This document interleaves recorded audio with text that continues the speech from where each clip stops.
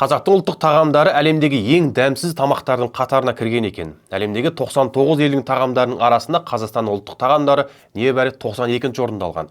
Кейбірі бұны әлемдегі 100 тағамның қатарына ендік деп жазып жатыр. Дегенмен ақпарат қаншалықты рас? Рейтингді кімдер жасады? Зерттеп көрдік. Әңгімені бастамас бұрын алдымен әрбір елдің асханасын бағалау, ал одан кейін рейтинг жасау методологиялық тұрғыдан қиын екенін айта кеткен жөн. Ал бұл тағам рейтингін жасаған тест атлас сайты деректерді қалай жинағанын, қай уақыт аралығында және Қазақстанның қай жерінен жинаған туралы нақты ақпарат таба алмадық.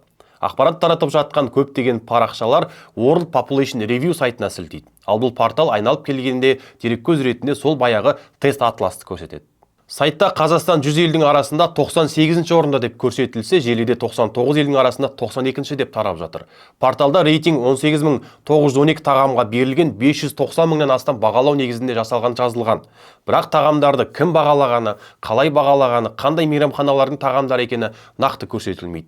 Яғни деректерді жинау әдісі күмән тудырады. Порталда Қазақстан асханасы жайлы ақпарат өте жеткіліксіз. Жалпы 19 тағам мен 3 мейрамхананың деректері көрсетілген. Сайттың Қазақстан асханасы жайлы бетінде ауыл мен Гәкку мейрамханасымен қатар 2012 жылғы өткен Тойғазан фестивалі көрсетілген.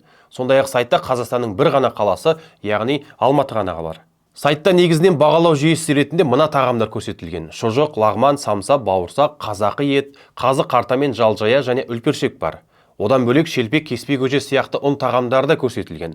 Бағалау жүйесінде самса 5 балдан 4 бал, ал шұжық 4-те 2 бал, ал қазақы ет болса, яғни 5 бармақ 3-те 6 бал ғана жинаған. Ал сіз бұл халықаралық рейтингді қалай бағалайсыз?